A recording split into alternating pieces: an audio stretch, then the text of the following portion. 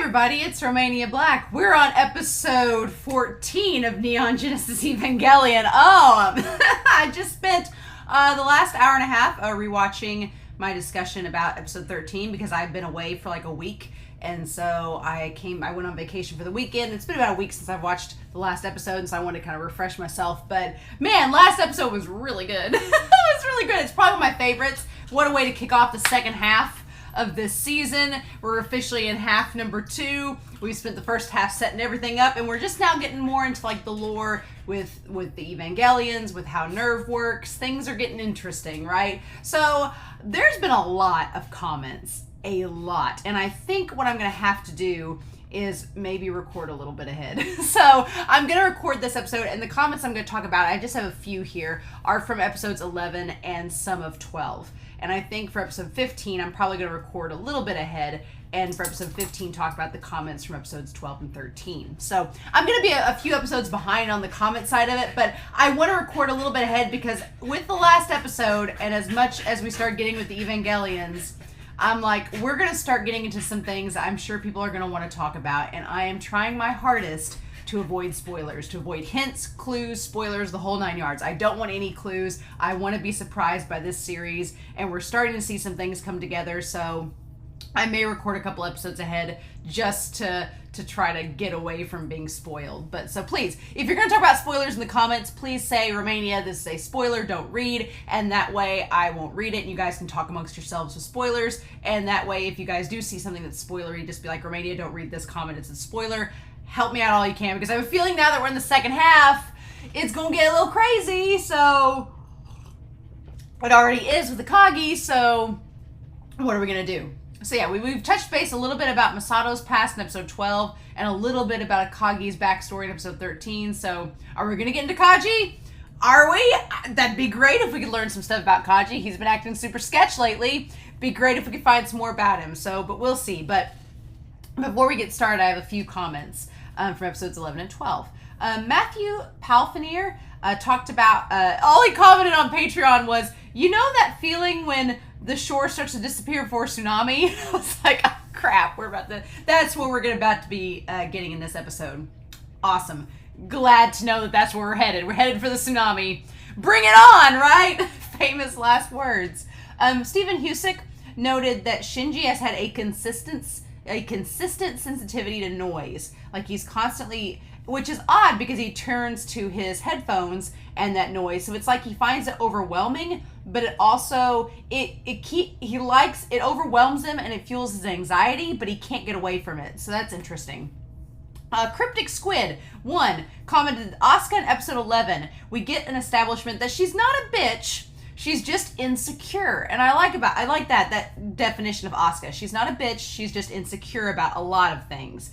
But she is willing, when the going gets tough, to have solidarity and take on less glamorous roles when working with her teammates, if it means helping to protect them. So just like where she took the acid in episode 11, it was not the glamorous like firing role that Rei got or that Shinji got, but she did it because she owed Shinji and because she wanted to protect him. So Asuka just has a lot of insecurities, and she masks that with this like hyper performative, like I'm tough, no guts, no glory thing, but it's all to mask how really insecure that she is. Good to know. Thank you, Cryptic Squid.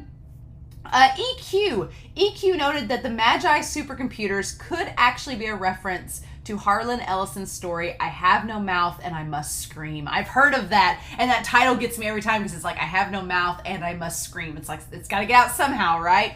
But in that story, the 3 supercomputers are from the US, the Soviet Union, and China, and they all kind of come together and plunge the world into near extinction. Seems like it fits with the tone of this series, right? So that was really interesting. But also the idea that maybe, we have all these comparisons of trios in the last episode, but that, Rei and Asuka and Shinji could also be comparisons to the computers as well. I thought that was pretty interesting. And then John Smith noted that Gendo knowing that the Evas would be ready to launch in episode 11 and just having that faith shows that maybe, just maybe, if we're going to play devil's advocate, maybe Gendo has a smidgen of faith and pride in his son Shinji. Maybe. I know the verdict's still out for me on that. I'm like, but maybe. He did give some verbal praise to Shinji, so making slight progress as we go, right? But maybe, Gendo is so socially awkward and doesn't really know how to engage socially with people that maybe he does have pride and faith in Shinji and he just has no clue how to express it. I don't know. I like that you have that optimism, John. That's great. But also, in the comment, the man commenting in episode 11 that at least you guys sleep at home, I was questioning, I'm like, I wonder what that could be referring to. And he said in this comment that it could be that the guy doesn't really sleep at home. He has to sleep at the office because maybe he's monitoring the system, watching for angel attacks, so he doesn't get the luxury of going home to sleep. He just has to make camp in the office. And I was like, oh, that makes a lot of sense. That kind of ties that to that very, very well. So yeah, those are my comments from episodes 11 and 12.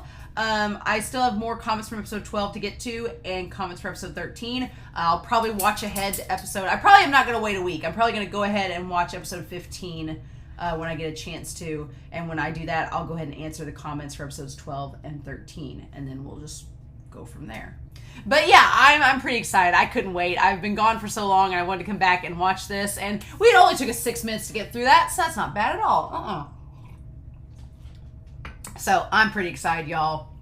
I have no clue what episode 14 is going to hold, but we're officially in the second half, and I feel like if things are going to get bonkers, they're going to get bonkers. Now's the time. So let's not waste any more of that, shall we? We're going to watch episode 14 of Neon Genesis Evangelion, and we are going to start that here in 3, 2, 1, and let's do this.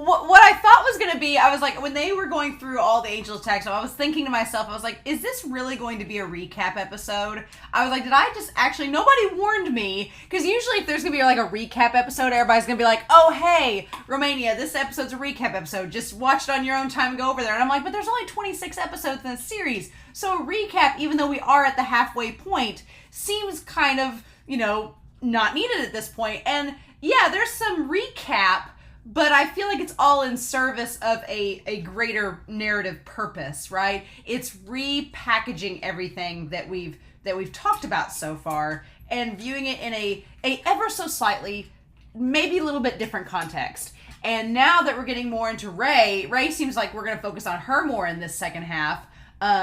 There's some freaky stuff afoot. But there was actually a lot of information in this episode. Like, this episode, not a lot happened, but it was mainly like, oh, here's an expo dump of things you're going to need to know for the episodes moving forward. And I was like, oh, okay. So we need to go through this and just talk about these episodes and be like, what is happening? It's because lots of things are happening. And I feel like it felt like it's so crazy, but it felt like a silent movie the first couple minutes, even though we were seeing things. It felt like a silent movie, like it was just giving us this exposition prologue of, and maybe this has been the prologue the whole time, but I want to go through this bit by bit and kind of talk about, they give us names of the angels have names. Okay, the angels have names, good to know. And they all have, and so we need to go through those names. And there's stuff with Rei going on. There was a lot of like some philosophical stuff tying in, like Rei reading some poetry, some things that may be like existential stuff coming from her. We need to talk about it. So the year is 2015 AD. 15 years after the second impact. Good to know. So yeah, the third angel. So we don't know anything about the first or second angel. They are, for all intents and purposes, a giant honking mystery. We know nothing about them. We do not know, us the audience at this point, we know that we don't know about the first or second angel. Who knows? But we do know that there is the third angel. All right, and that was the very first one that attacked in episode 1. Yep. And so we get it coming in. Sachiel. All right, so Sachiel is the one that kind of looked like No Face from Spirited Away. It's crazy that we see, because at first when I said Satchel, I was like, oh, is that referring to the military unit? No, it was referring to the angel itself. Yeah, and seeing all this, man, what a trip. It's been a while. Ordinary weapons prove ineffective. So things that we've learned along the way. So along the way, we've learned that ordinary weapons are ineffective. All right, we had that established. They don't work on the angel itself. The operation is abandoned by the military. They were like, peace out. And then all command transferred to NERV. So in that moment, all command went to NERV. And it's funny seeing this from the outside perspective. Late that night, the angel arrives directly above NERV headquarters. So seized that day was. I was like, oh man, and the little comma, seized that day was. Like, that's so, it's interesting. Third child, the third qualified individual. Okay. Shinji Ikari. And this is where we get him introduced. Way back in episode 1, accepts piloting duty. The first launch of Evangelion Unit 01. Okay. Yep, the first launch. And then we get to relive everything over again from all those traumatic episodes 1 and episode 2. We get to relive the trauma. The first actual battle. First directly overhead encounter. So, honestly, we don't know anything about the first and second angels, but this was the first time NERV had even done anything. Like, even though they'd been experimenting with Rei and doing the test with her, this is the first time they'd actually battled an angel with an Evangelion. Okay. And makes sense, right? Why they were so impressed by the end of it. And God, that shot of the cranial, like with the blood spraying out. Yeah, the cranial air damage rendered inoperable, but then it loses control. Yep. I love that just complete silence. I love it. And then, again, like a silent movie. And then the Eva loses control and goes berserk. Although it was, as a result, the damage we incurred was extensive. Okay, person in charge, Chief of Operations, Captain Masato Katsuragi. This is the interim report. Okay, so this is her talking for this one. Although the damage was extensive, it was the fact is that against an unknown target, right, a boy with zero experience went out on his first battle and soundly defeated it. Confirmation of the AT field. Okay, so confirmation of AT field is established with this third angel. Okay. And so I like that Masato's the one narrating this. Shinji Ikari's achievement is deserving of special notice. Okay. And it erodes the AT field. Okay. And then, however, for the Department of Operations, it further highlighted areas of concern and turned into a bitter battle, the execution of which left much to be desired. Okay. So in this portion here, we have Masato talking, and Masato expresses that Shinji deserves praise, but there was a lot to be desired. Yeah, a lot to be desired, a lot to still be concerned about, right? Okay. And then because it blew up, the angel was destroyed. But then counterattack facilities are partially damaged. Unit 1 moderately damaged. Yeah. And it walking back from the flames, right? That was such an awesome shot. But then we have existence of victims of this incident were never publicized. So any victims unpublished. All right. And that was the first, that was like all the incidents of the first battle, right? And so then we have Toji. We have Toji in here.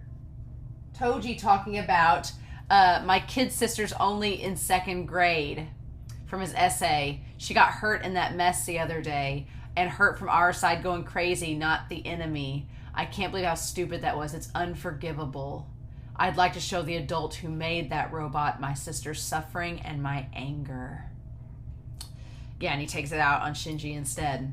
So yeah, so Toji's anger at sister being hurt. And he took it out on Shinji.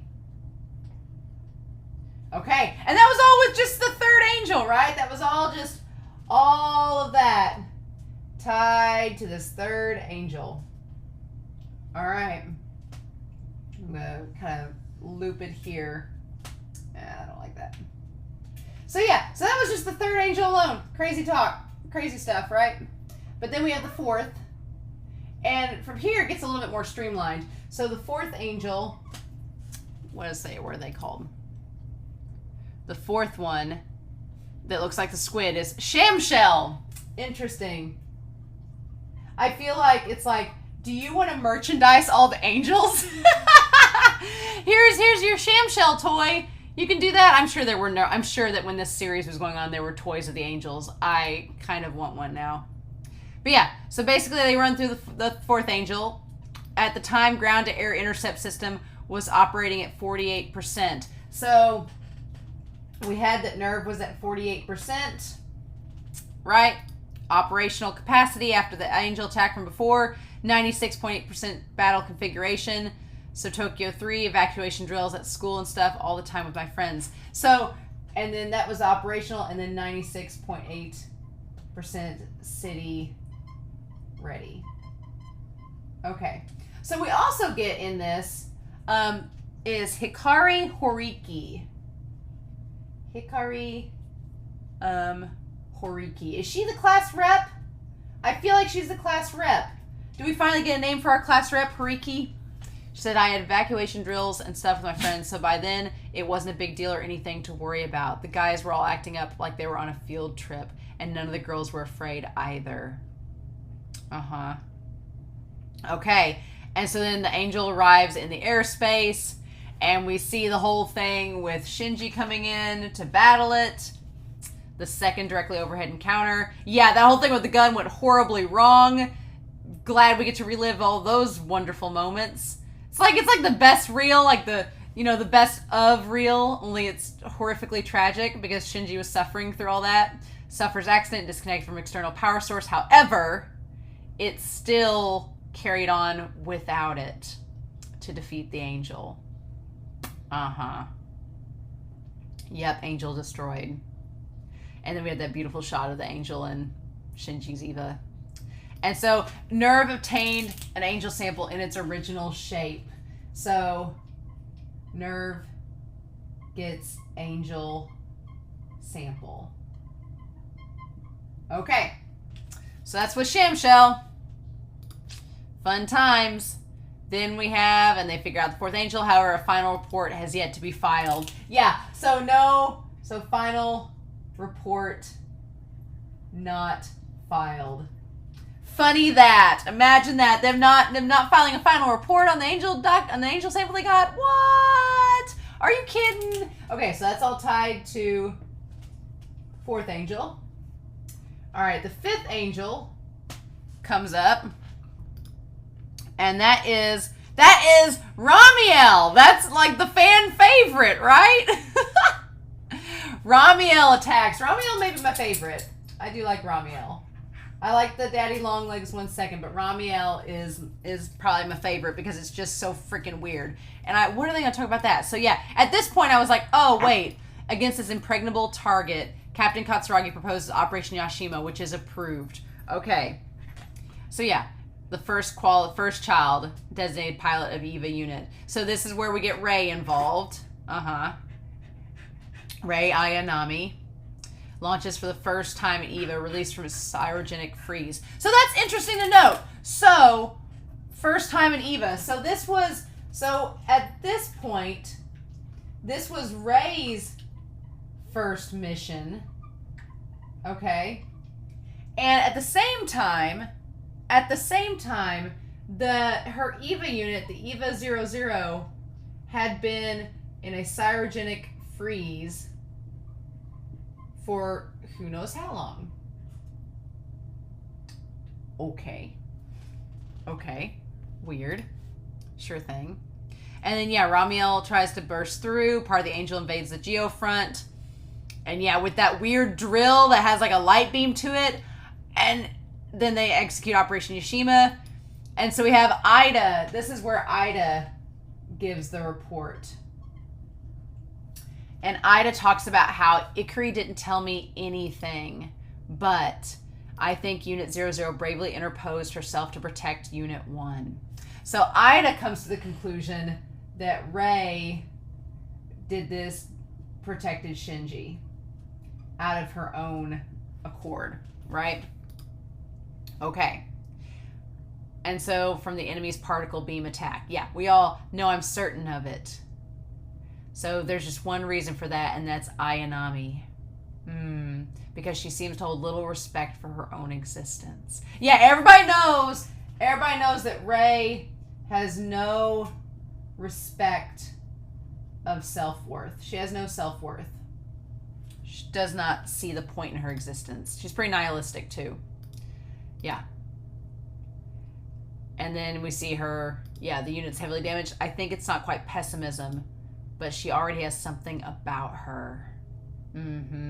It's hard to believe that she's the same age as we are. Gee, that's not suspicious at all. Not suspicious you'd say that. Yeah, so seems older. Seems an older soul, huh? Something's up about Rei. Something's always been up about Rei, but definitely now that Ida's bringing it to attention, because Ida's pretty perceptive. So then we have the sixth angel, which was the squid, Gagiel. So we have the sixth angel, which was Gagiel, and that was in episode 8. That is when that was episode 8 when Asuka appears, right? This incident deviated slightly from our script. Okay. We're talking about scripts in this, all right? So I'm going to put it over here because this gets touched at the end of the episode. So scripts is brought up in this. The sixth angel, so Gagiel, deviated slightly, quote unquote, off script. Okay, we'll talk more about scripts when we get into the whole Simon Says committee. But yeah, nevertheless, the result was in the projective parameters. We just needed to make the necessary adjustments, which is where Asuka comes into play. Yeah, so they just had to make adjustments to make it all work. So the first launch, they launched her aboard the EVA unit. Yep, her first successful launch. So this is when Asuka appears. For this one, Whiteboard Kun, you are going to get a workout this episode, I feel. And then close quarter combat at sea. Then we went underwater. We had our first encounter underwater. Did all that business. Destroyed half of the fleet, you know, like you do. And I feel like, on the one hand, it almost feels like they're just reusing the stock footage they already had because maybe they were behind on production. And they were like, you know, we're behind on production. Let's just make half this episode just be footage we already had. And we'll just add some new dialogue and some new lore to it. And we won't have to redo things. Maybe, since this is an anime only, since this was an anime original, right? But anyway, in an engagement off the shore of Old Leto, that's when the whole thing comes in with the ships, and the angel is destroyed. Yeah.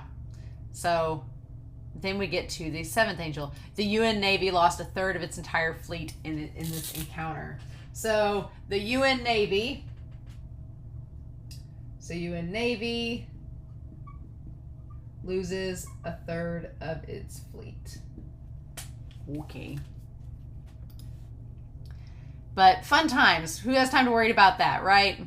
The ships belong to your country. In reality, it's a trivial loss. Indeed, it's quite fortunate the damage was so minor. It's funny the damage is so minor. Seventh angel. The one that can split into two. Israfel. All right. So the seventh one is Israfel, the one that can split into two. And that's when we had our Dance Dance Revolution come to play. Yep, Asuka tried to just swipe it in half. Didn't work. And so we find out the angels use divide and merging abilities. Okay. So we have that established. So we figure out in this moment that the angels Angels can divide and merge. Okay. We had that established in this. But the power of, however, with heavy simultaneous 2-point attack by the even units, it's a nice way of saying Dance Dance Revolution, they managed to defeat it. Yep. That was a good episode. I did like that one a lot. So this is kind of in some ways a recap, just giving us like the greatest hits. The angel was destroyed. Along with, you know, a massive amount of the city. Or outside the city. Eighth angel. The eighth angel is the one in the volcano, and that's Sandalphon. Okay, so the eighth one is Sandalphon. That is when we got the old egg and some stuff about Adam. Yep. Order A17 was issued. Yep, prioritized above all else. First capture operation is deployed to get it. They tried their darndest, but then it hatched and became this freaky alien. And so they ended up having to destroy it. And then the electromagnetic membrane is torn to shreds and the operation is interrupted. It is immediately changed to destroying the angel. Yeah, and it was pretty freaky. The fact that it was underwater and in like where it was dark and you couldn't quite see all the details, but then when you're rewatching this recap here, you can kind of see it in more grisly detail, and it's quite terrifying. The Sandalphon one is pretty sketch. Pretty scary. And so Eva Unit 2 executed the operation, and then Shinji came in and saved her. And the angel was destroyed. So, yeah, restored from the damage. So Eva Unit 2 came back in blue form instead of orange, back on duty. The ninth angel appears, which is my dude, the daddy longlegs, which is called Matarael. So the ninth one, old daddy longlegs, is Matarael. Matar... AL. Alright. The one that can cry acid from its eyes, looking quite freakish. I say other than Ramiel, this one's my favorite. I like it a lot. The first operation with all three Evas deployed at the same time. Yep, and they all use teamwork, and Shinji's able to fire it. Yep, to destroy the angel. Teamwork makes the dream work, and angel destroyed. So this is the one where the three Evas work together. Okay. Then we have the 10th angel. And that's the freaky one with the eye that looks quite bizarre. That is called Sahaquiel. I know that these are angel names from Christianity. I know these are angel names. But I don't know enough about the angel names to know for sure. But I know that they're names that are derived. So, interestingly enough, Sahaquiel attacks against the target flying from the stratosphere. Yep, and then our Evas came in. They worked together again. And just the fact of the sides of it just plopping down and it just causing this massive mushroom cloud. Absolutely ridiculous. But the angel's destroyed. Yep. And then boom, there it is. So then, I can't believe we had 10 angel attacks throughout this series so far. We've had 10 angel attacks, and it's so crazy. But then we have the 11th angel, right? The 11th angel that does not get a name. Facts concerning the attack are currently unconfirmed. So, the bacteria squad does not get a name. It's unconfirmed. Who's to say? Wild rumor of a direct invasion of NERV headquarters. This is no good. So this is where things get interesting. So yeah, it is a rumored invasion. Yeah, rumored invasion. It's fine. This is no good. It's happening too early. Instrumentality Committee special meeting convened. So, the Simon Says Committee, let's get this right. So, old Simon Says, the ones I've been called the Simon Says Committee, they are the ones that are with the Human Instrumentality Project. Okay. They're the committee that's in charge of that. Okay. And they say things like, it's happening too early. Okay. So, what is, like, the angels infiltrating NERV? Is that something that they think is eventually going to happen? They're like, it's too early for this? Indeed. An angel invading NERV HQ was outside of our schedule. So, what? So we're going to talk about scripts and schedules, right? Leading up to this. So, an angel infiltration is ahead of their schedule. Whatever is involved with that. If it's ahead of prophecy, what the script they've been given, we don't know for sure, right? So then they say, and worse, to think that you let it intrude into central dogma. So not only was this ahead of when it was prophesized potentially, but you let it get that far in. And then he's like, if contact had occurred then, our entire project would have ended in a disaster. Yeah, it would all have gone up in smoke. But then Gendo lies. He lies so hard. He's like, oh, the report to this committee was an error. There was no angel invasion. And I love that they're like, Ikari, are you saying the 11th angel's intrusion did not occur? They're like, you saying this? He says, yes. Speak with caution, Ikari. He's like, making false statements to this conference is punishable by death. So, any falsities or lies equals death. And Gendo, who's not apt for living, doesn't give a shit. It's like, he lies anyway. Wow. Okay. You are free to examine the Magi's recorders. There's no evidence of any incident. They're like, this is absurd. Hiding the truth is your specialty. I love it.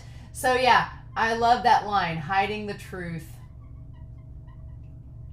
is Gendo's specialty.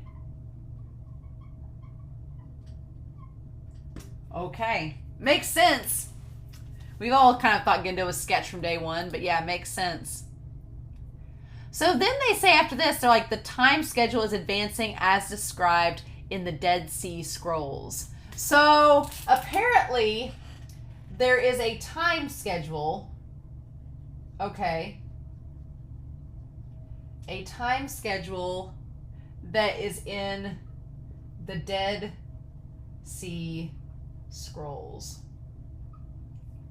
So it's like a prophecy, basically, like a prophecy. And basically, so it could be that these Dead Sea Scrolls, that they have the script, and the script is telling them maybe when the angels are attacking, like maybe when the angels are scheduled to show up, and that's why they're prepared for them. That's why they're like, oh, there's the angel. So there's different things at work here, because if that's true, if this Dead Sea Scroll time schedule is showing when the angels are attacking, then one could ask, why would you have NERV have people around the clock watching for the angel if they know when it's going to show up? I guess because they need to know exactly where and when, right? They may know the exact day or how many days in between the angel attacks the angels are going to show up, but they don't know the exact place or the exact time. So that's why they have people at NERV around the clock working there. Still, that's pretty sketchy that you have this document that supposedly is telling you when the angels are going to attack. Pretty weird, right? So then from there, he says, fine then.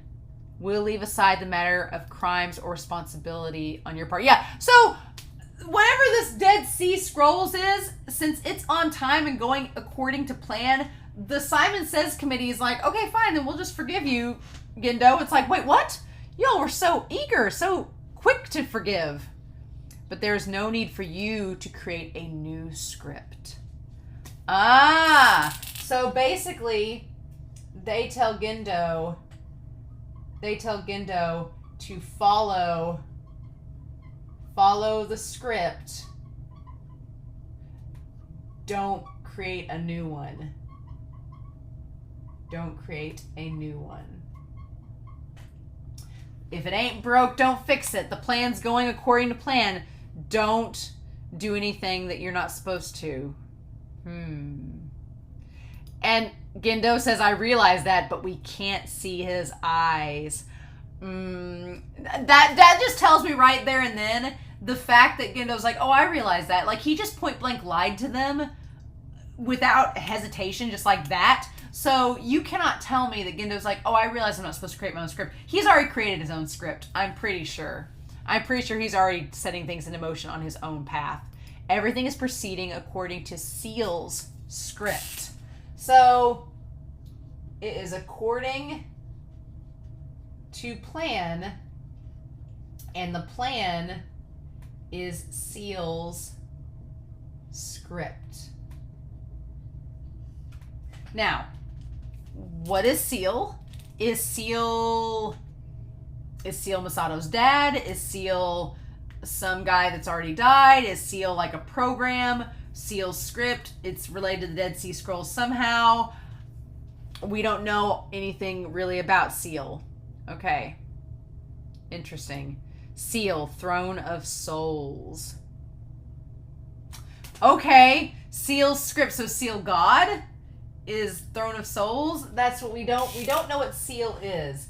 Is Seele God? Is it a person? Is it an angel? We don't know what Seele is. We have no clue. But the Throne of Souls. So then, weaving a story.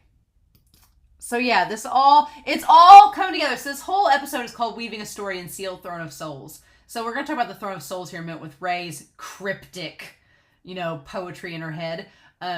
Cryptic soliloquy. But, so this whole weaving a story, it functions on a lot of different levels. You have Gendo weaving a certain narrative that he's telling to the Human Instrumentality Project Committee. You have another story being woven, which is the schedule, Seele's script, and the script that him and Fuyu-chan have. And then you have the script, the story that's being woven from all the people involved in the angel attacks, and the story that they know, the story that we, the audience, know, the story that the government knows, the story that the public's being told, and then what's actually happening, which is still somewhat hidden as a mystery from us. So yeah, this whole episode is weaving a story of what we know so far and what is being given to us so far as exposition, and we're just supposed to do something with that. So whatever happens after this episode is what we do with the story that's being woven in front of us, which is pretty insane. So yeah, then we go into Ray and Ray's soliloquy here. I'm going to change colors because Ray says some things. Mountain, heavy mountains. Okay, so we have mountain,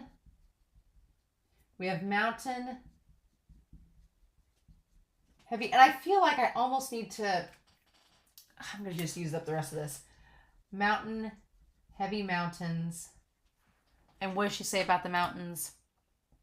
Things that change over time. Okay. Which is weird. Things that change over time. Which is weird because normally when you think of mountains, you think of them as unmoving, that they don't change. That's the thing about mountains. You don't think of them as being something that changes. But Ray is suggesting that, yeah, they do. So I'm guessing because of man, perhaps. Maybe because of man, because of nature, that the mountainside erodes, that it develops because of mankind and their involvement. Sky. Blue sky. Okay. So then we have sky, blue sky, what your eyes can't see. Ooh. Which again, what your eyes can't see. Which again is weird because we can see the sky. It's like right in front of us always, right? But as she's saying this, we see like clouds overhead, right? Like the clouds are obscuring it. And then sun, a unique object. So we have sun, a unique object. And what does she say about the sun? Water. Doesn't say anything about it. Water something comforting. Okay. Water, something comforting.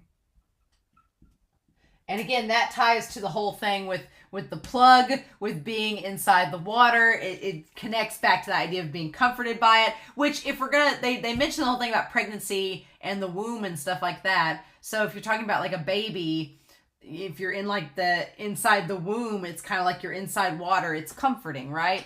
Commander Ikari. Flowers. So yeah, that whole interjection of then Commander Ikari.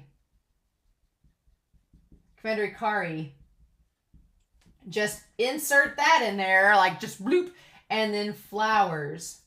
We see the sunflowers again. And we see flowers, so many of the same and so many unneeded. So many of the same, so many unneeded. So is flowers maybe referring to people? Like flowers referring to humanity, that there's so many of humanity and there's so many of the same and there's so many unneeded? I don't know. And then sky. Red, red sky. This part is the freaky part. Where she says sky. The red, red sky. And what she says about it is, I wanted to talk about this. Yeah. The color red. I hate the color red. Yes, okay. So we're going to talk about that. The color red. I hate the color red. All right. And it's funny because the red is what the water that the red is inside is red, right? I hate the color red. Water flowing. Okay. Water flowing. And we see her medicine that she's having to take. The medicine, the beaker. Blood. And we see blood on her hand. So, water flowing. Blood. We see blood inside there. The smell of blood. Okay.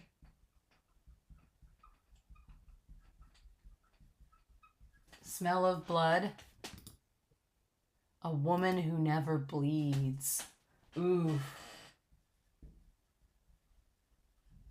A woman who never bleeds. And my dog, of course, is going to bark. But here's the thing. A woman who never bleeds. A part of me wonders, like, a woman who never bleeds, if that's tying back to, and you'll have to excuse my dog, he's probably barking at a deer or something outside. Yep. No, be good. No bark. Huckleberry's like, what are you talking about?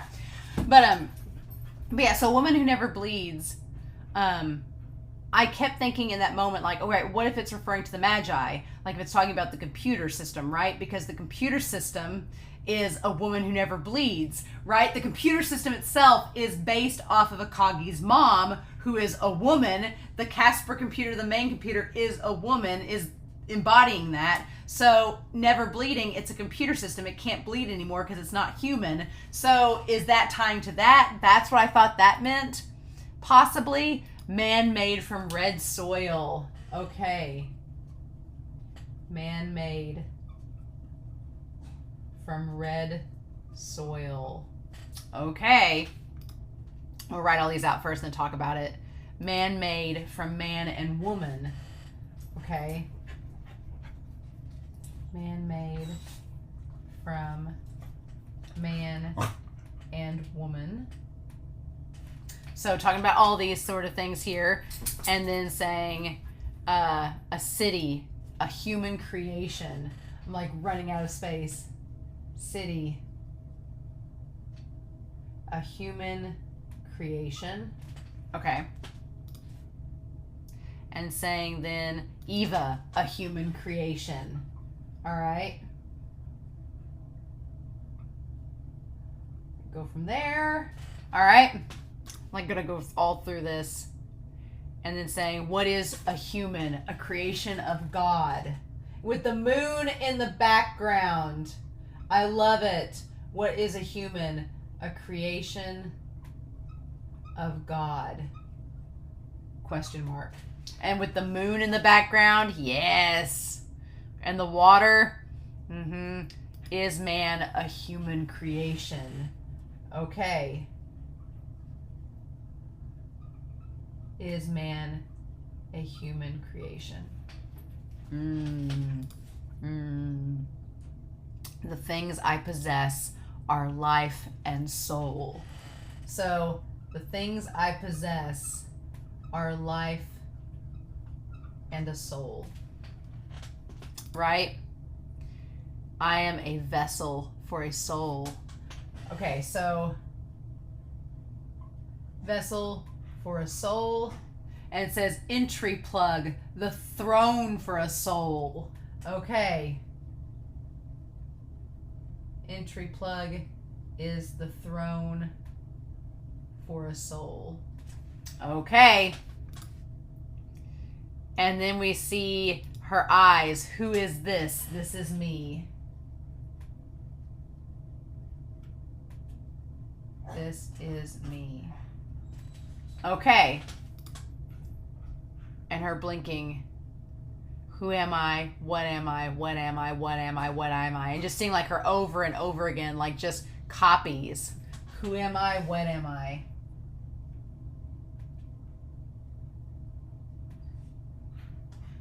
All right. And we just see copies of her over and over again in the red sky. I am myself. This object is me. The form that shapes me. Okay. See, object and form shapes me. I'm going to have to flip whiteboard over after this. I already know it.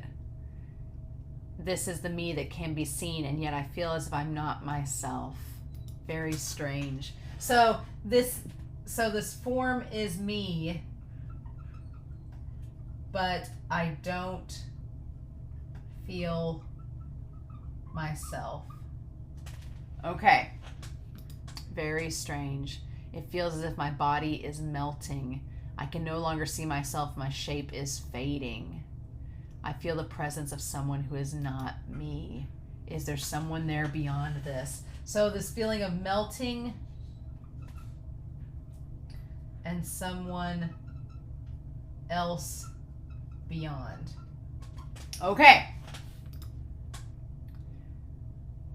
And so in that moment, and she says, Ikari, I know this person, Katsuragi, Dr. Akagi, everyone, classmates, the pilot of Unit 2. I love she doesn't call her Asuka. She just says the pilot of Unit 2. She doesn't, so she remembers, so she goes through and says Ikari, and then Masato, Akagi, and everyone, which includes the classmates, and then Asuka, that is not referred to as herself, and then Commander Ikari, who are you?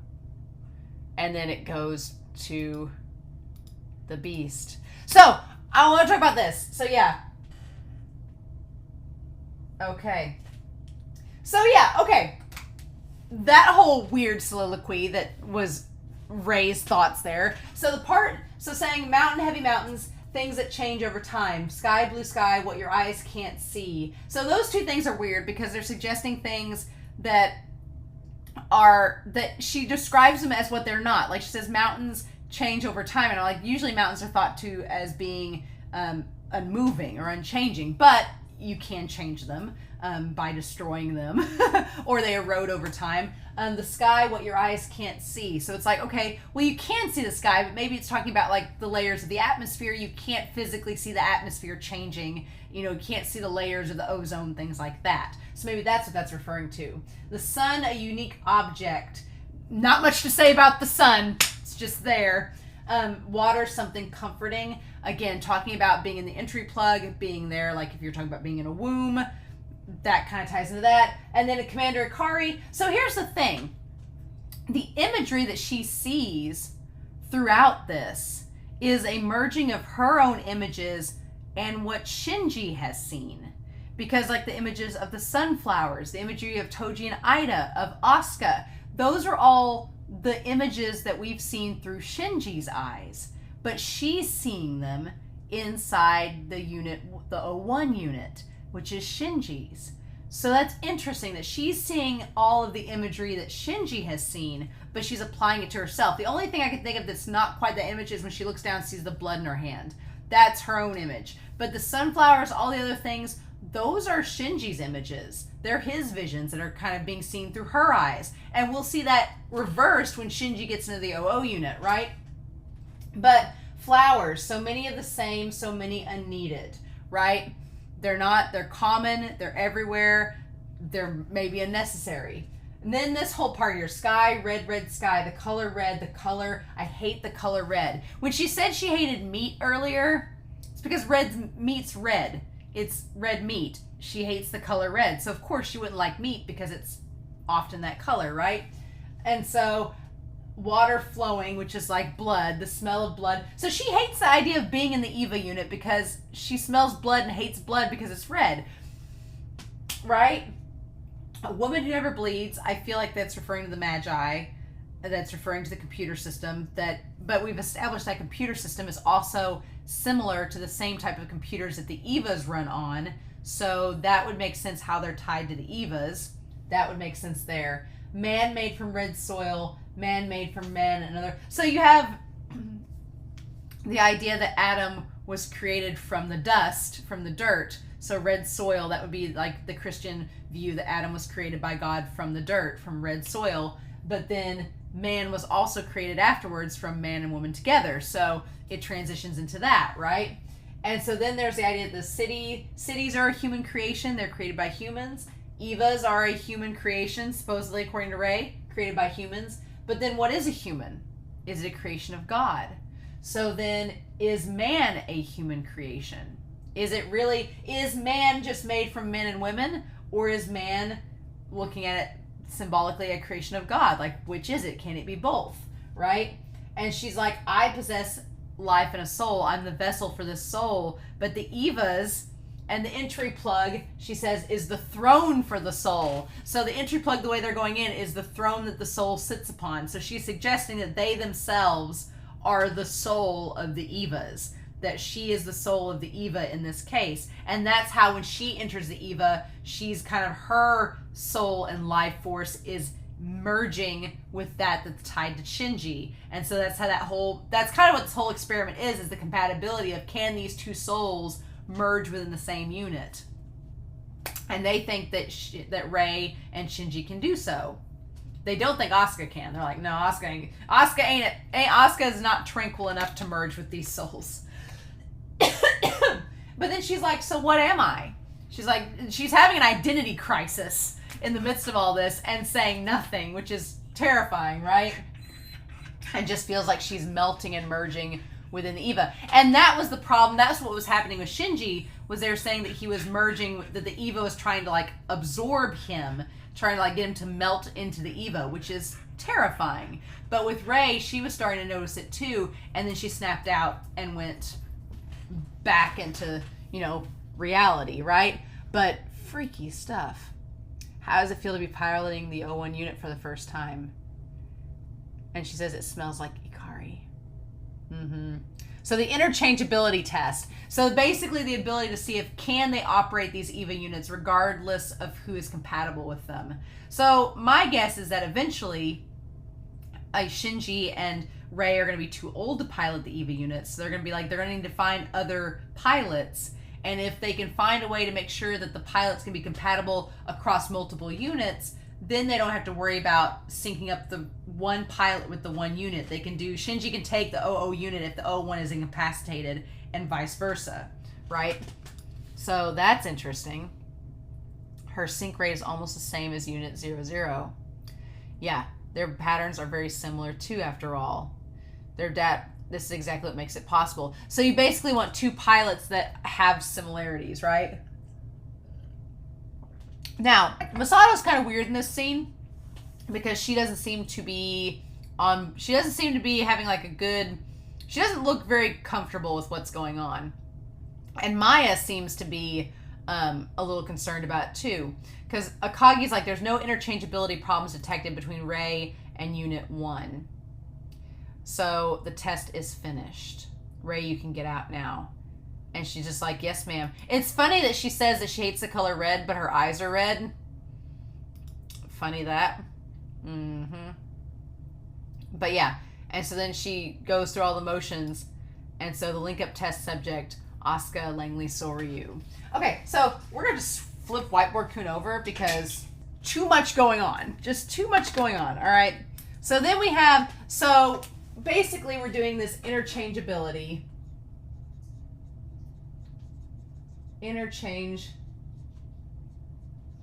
I probably spelled that wrong, but it's fine.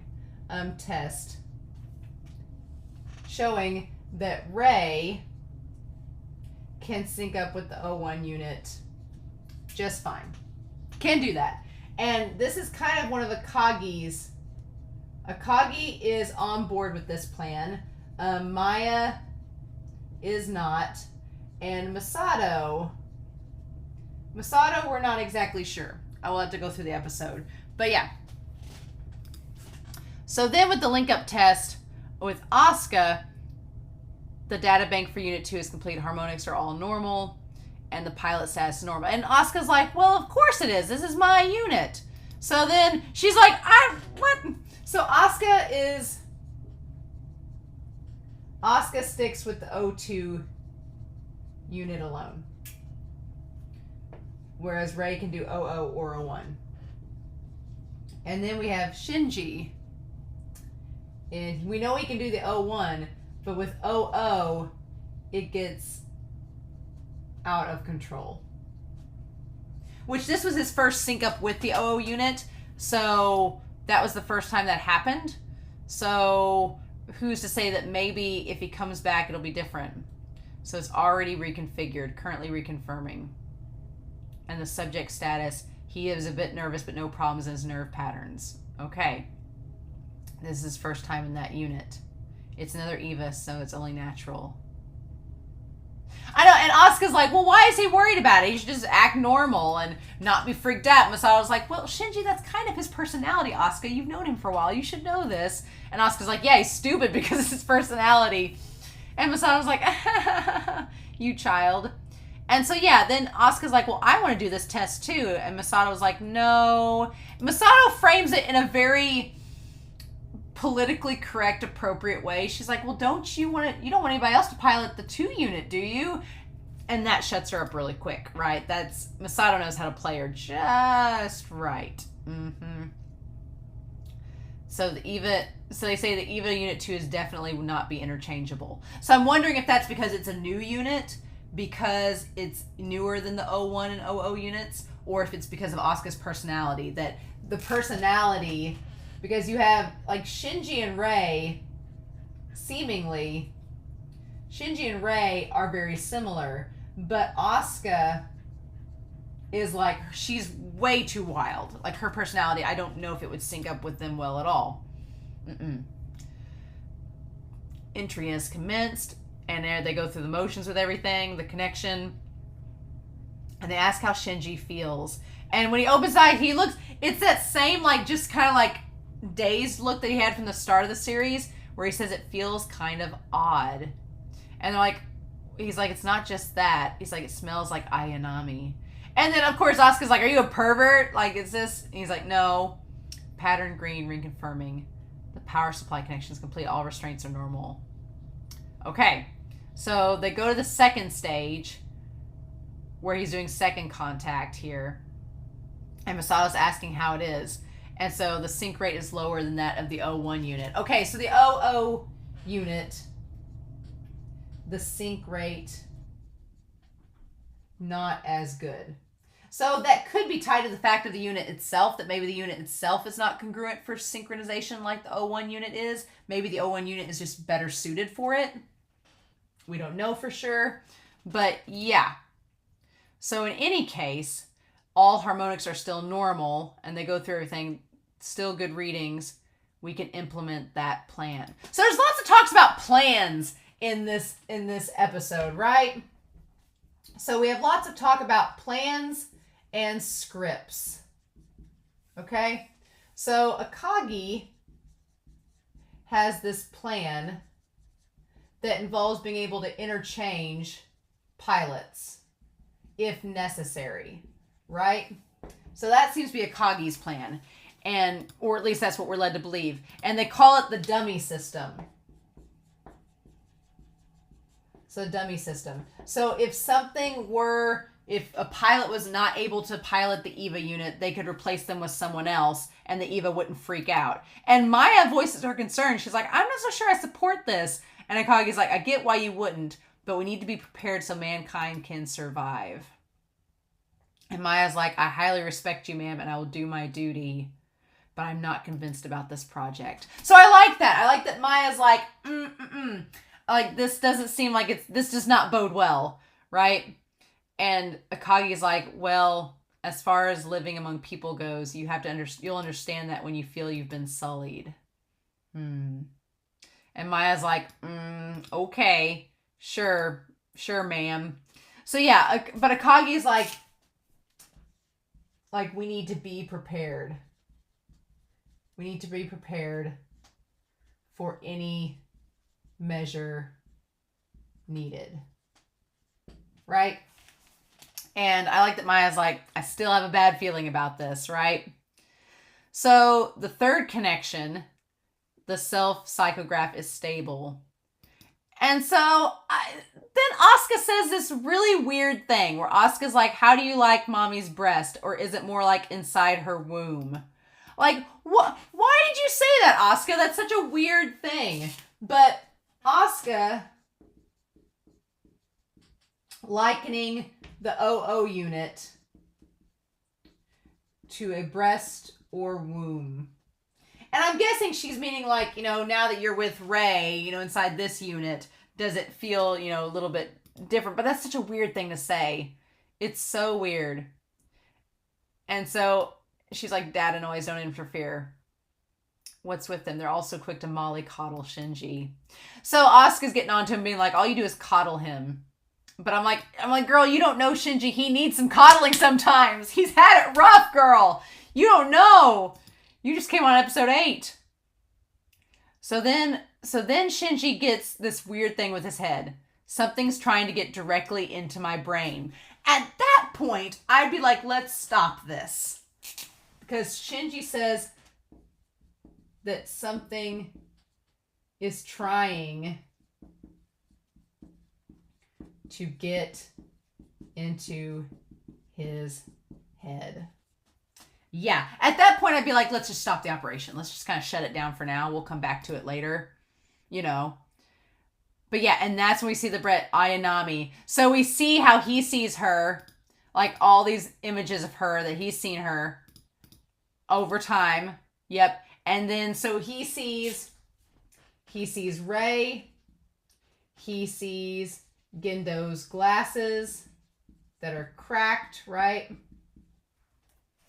He sees her all those different times when she slapped him.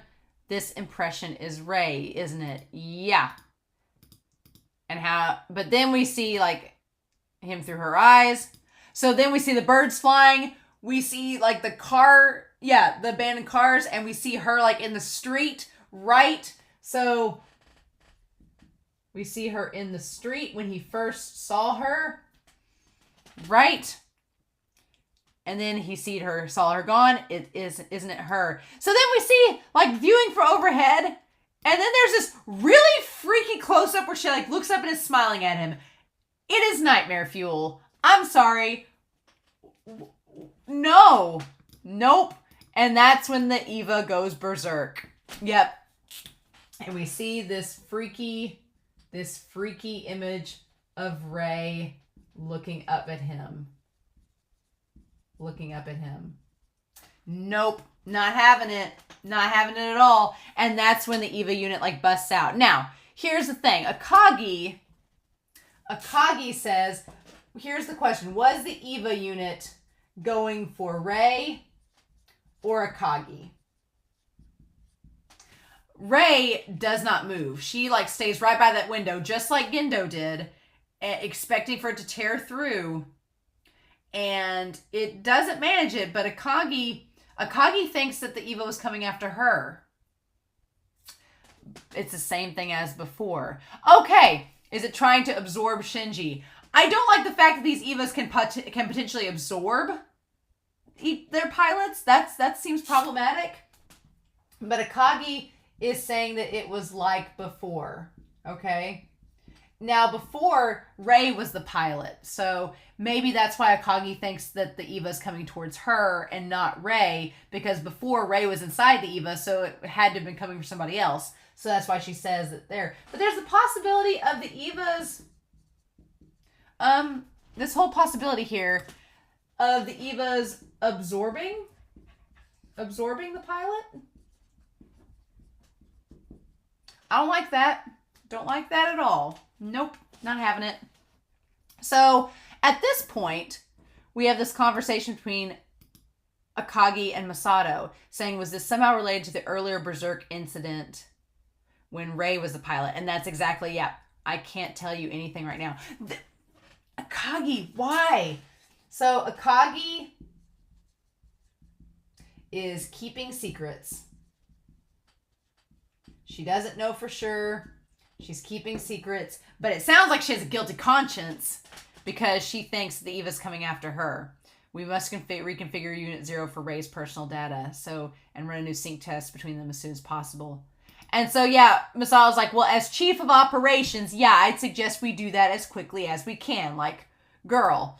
Like, I like there's a little bit of a power struggle there where Masato's like, yeah, I know what we should do. Let's do it. But you're still not telling me things. And she throws before it impacts our work. And she throws that title down there like she's like, Akagi, I'm kind of high up in the chain of command. Don't you think you should tell me things?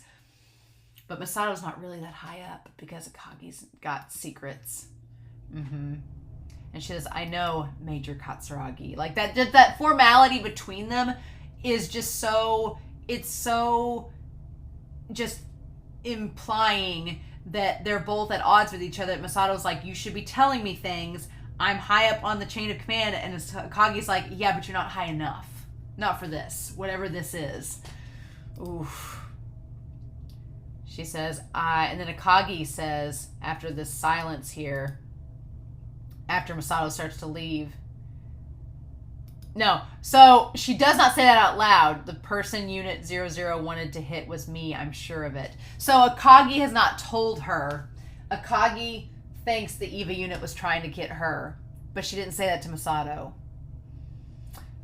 Akagi knows things and is feeling guilty about things, and we don't know exactly what, but she feels guilty enough that she thinks the Evas are trying to kill her. That's interesting, right? And then I love that we have the contrast of Akagi in the red and then Shinji in the blue. And it's back at the hospital again. Back at the hospital where we're right back to that. It's such a parallel of that. And so, and again, just like before, what this show loves to do is give us dialogue in the radio show to, like, coincide. It says, the world's most amazing exhibition is Math Puppy. As Shinji sets up. That sounds awesome. Here we go, Math Genius Puppy. Kana from Nagata. So it says, Juan, which is, it's saying bark. Do you understand me? Juan. So, okay, so I want to write this down. We have this thing about Math Puppy. Math Puppy. And do you understand? Okay, so that question is asked. Let's ask him. And so ask him a subtraction problem. What is 325 minus 324? Which those numbers have been in this show before, right? Minus 324 equals 1. So, and then Shinji's like, that's amazing. He's correct. So he's like, I hate it. It's this ceiling again. And then we transition with the phone. I love the transition in this show where it's just like he says that and it's like boom, transition. Shinji's regaining consciousness, no mental contamination. We're all set, and he doesn't appear to remember anything. And Masato's like, great. Hi, I'm doing fine, but the world is worrisome due to terrorism in the Nansa Islands. So we cut to Asuka, who's by herself, and listening to the radio, and on there they're talking about that there's some terrorism in Nansa Islands. Okay. Masato and Mr. Kaji won't tell me. This year-long heat creates some crazy bastards, you know, and Shinji doesn't even know. Okay, so meanwhile, we also have that maybe heat is influencing people's behaviors. Okay. So then we cut to Asuka. And Asuka thinks that she knows something. Asuka's like, Masato and Kaji won't tell. And Shinji doesn't even know. Alright. Shinji doesn't know. What I can't stand is those suicidal idiots that involve innocent people. Okay, but what kind of girl is the first child? But who is Rei? Okay, and as they're saying, yeah, the suicidal idiots that kill innocent people. So, suicidal idiots killing innocents. Okay, funny that we mentioned suicidal idiots killing innocents and we cut straight to Gendo, who is nihilistic and doesn't really believes that destruction is the end of evolution. Fun times. But they're playing shogi, the angel invasion that deviated from the plan.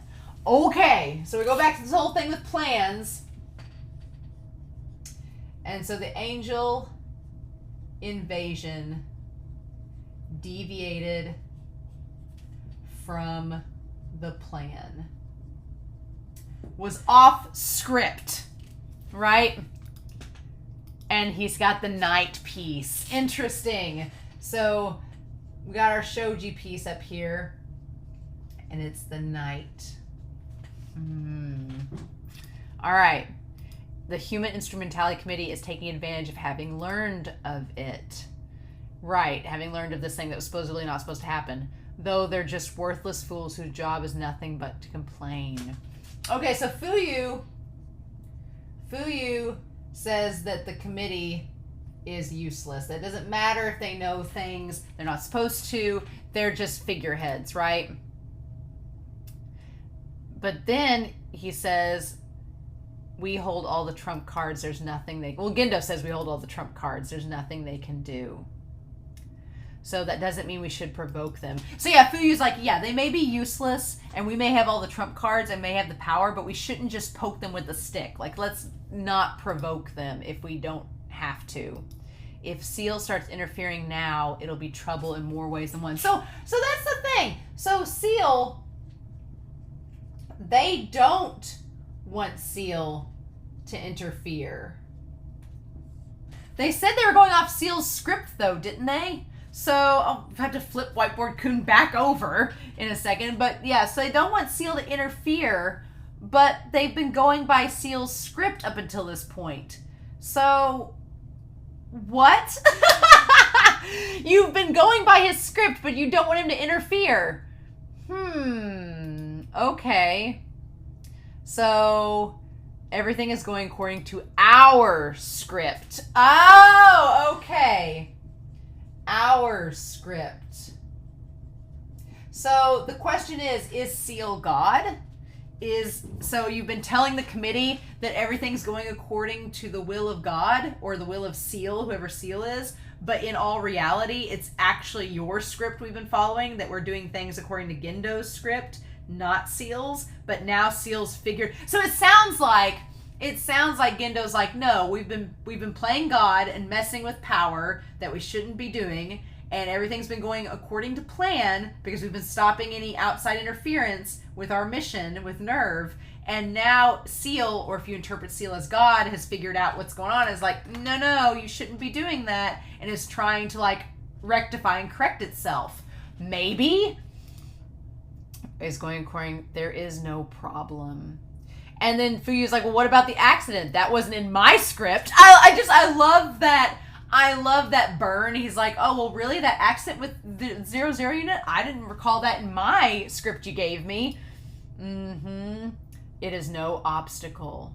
The resynchronization test for Rei in Unit 00 was successful. And then Fuyu thinks to himself, Ikari is too concerned about Rei. All right. So Fuyu thinks that Gendo is too concerned about Rei. Because, yeah, he didn't even mention Rei. He just said the accident.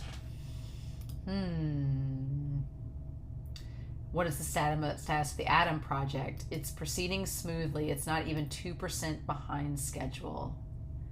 Then the Lance of Longinus. What? So, like, all this stuff is thrown out. So there's the Atom Project is on schedule. Whatever that means. Whatever that means. And then we have this Lance of Longinus.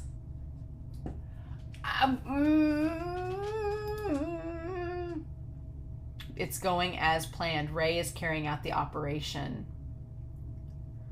And so then we see Rei in the 00 unit with this lance. Walking towards something. What? What? So, Rei carrying it out. Okay. Okay. So I want to flip this back over. Because I want to go back to the earlier part of the episode. Yeah. So basically, they're telling the Human Instrumentality Committee that is overseeing a project that they have basically taken over and are doing whatever they want with it. That not everybody's on board with, because Akagi is having some pushback from Rei, and we don't know Masato's thoughts on it, but Masato doesn't seem happy about it. So clearly Masato is conflicted. Maya's like, don't like it, and Akagi's like, we're doing it. It seems like Gendo seems on board with it, and Gendo and Fuyu have both said that the committee itself are just figureheads. They're just there, kind of like the government itself outside of the Magi. They're just there to look good. But they've been telling the committee that they're going according to Seele's script, and which is maybe the will of God, maybe the prophecy that's been lined out. But in all reality, they're not going by Seele's script. Gendo has made his own script, and they're operating under it instead. And that's not what the committee wanted them to do, but that they're doing anyway. So I wonder if Kaji is there to try to figure out if Gendo's going on script or not, or what the whole thing with the Atom Project is. Maybe he's working with Gendo and the Atom Project is something different. I don't know. Fuyu knows about the Atom Project, but I don't know if the committee knows. And then meanwhile, there's this whole thing with the Lance of Longinus. Seems like a biblical thing, but it's red, and he gave it to Rei because Rei will do it no matter what. Rei will follow orders and not question anything. As long as Gendo says, go do this, she will do it and not question it. Asuka, no way. Girl would question it instantly. Shinji would probably question it as well. So let's give it to Rei, who can handle it and will not ask questions and will just do what we tell her to do. But the lance is red, which is a color that Rei hates. So maybe this whole time Rei has hated following the orders she's been given, but she doesn't know what else to do, and she doesn't have any other purpose in life, so she doesn't question it. So that's interesting. So yeah, this was surprisingly a very big exposition heavy episode where we got all the names of the angels. We have Sachiel, Shamshel, Ramiel, Gagiel, Israfel, Sandalphon, Metariel, Sahaquiel, and then the 11th, which doesn't exist, apparently. And the 11th one was not according to Gendo's plan, which is why he didn't recognize it. He's like, that was not according to plan. Nope. And it was not going... So they're afraid of Seele, whatever Seele is, whether it's God, whether it's an individual, whether it's an angel. They're afraid of Seele interfering and messing up the plan, that the script that they've created, the plan they've orchestrated. They're afraid of Seele starting to interfere. And that maybe Seele's tied... I think it's God, because it's tied to the angels, right? The angels are coming in. We've talked about this the last several episodes. Maybe the angels aren't exactly monsters. Maybe they are celestial beings trying to stop Gendo from playing God and doing what he's not supposed to do. We don't know for sure, though. And meanwhile, Rei, inside Shinji's unit, gets all this. And that's the thing, too. You have the first unit and the first child. But Rei is not synced up with Rei syncs up well with the first unit, but she's given the 00 unit, like the precursor, the 0 unit. Whereas Shinji cannot sync up with the 0 unit. He's just tied to the first unit. So there's something freaky going on. There's a connection between Rei and Shinji that's weird. Rei seems like she's having some kind of existential thing going on. It's not good. She's not communicating with anybody, so nobody else knows. And Shinji is realizing he doesn't remember what he saw. It's probably good that he doesn't remember Rei like that, because that was pretty freaky. The whole thing of her, like, her head getting enlarged and popping up there real quick, that was pretty scary. So yeah, this episode is probably the weirdest episode so far, but I've never wanted to watch the next episode more, because it's like all of this, it was like, okay, you're at the halfway point. Here's a ton of exposition to go on top of what you just witnessed in episode 13. Hope you're ready to do something with that. And so the question is, are we going to have a 12th angel attack? What's the whole thing with this whole instrumentality project and the whole interchange thing? What's happening with it? Rei clearly needs somebody to talk to, and that's not happening. Shinji seems like the person to do it, but he's kind of in a weird place right now. And everything, all is going according to Keiku with Gendo. But Fuyu-chan seems a little bit nervous. Fuyu-chan seems like you're really concerned with Rei. You may be focusing a little too much on her. What about your own kid? You know? Fuyu seems like he's the closest one to Gendo, but I'm not sure. We've talked about like loyalty and allies in this. At the start of this series, I thought that Masato and Akagi were like attached at the hip, but there's a lot of stuff that Akagi is keeping from Masato, and Masato's caught on to it, and she's not happy about it. Then you have Kaji, who's super sketch and feels like he's keeping a lot from everybody, and Masato can't trust him. And then you have Gendo and Fuyu-chan, who seem like they're like super close, but I feel like Fuyu doesn't quite trust Gendo completely. He still finds Gendo a little sketch, as he should. And Gendo he seems like he's this confident, like everything's fine, nothing to worry about here. So I don't think I'm going to be able to wait a week to watch episode 15. I just don't think it's going to happen. But I do have comments still yet from episodes 12 and 13 that I have not read yet. So I think I'm going to go ahead and in a couple days watch episode 15. And I'm going to address the comments from episodes 12 and 13 there. And then maybe by the time I hit episode 16, episode 14 will have aired, and we can talk about those there. So I'll just be a couple episodes ahead, maybe, possibly. I feel like I'm going to want to binge, and this is the best way I can do it. So, so I'm sorry you'll have to wait. But in the meantime, this episode, the first half of it, I was like, oh, it's just going to be a recap with some extra stuff thrown in. And by the end of this episode, I was like, oh, I need to know now what happens. So to see whatever the hell this Lance of... I'm wondering if the Lance of Longinus is connected to whatever the hell they took to the South Pole. They took something very long, freakishly long and thin to the South Pole, or it looked like a long rod. So maybe the Lance of Longinus is going to connect to whatever they took to the South Pole.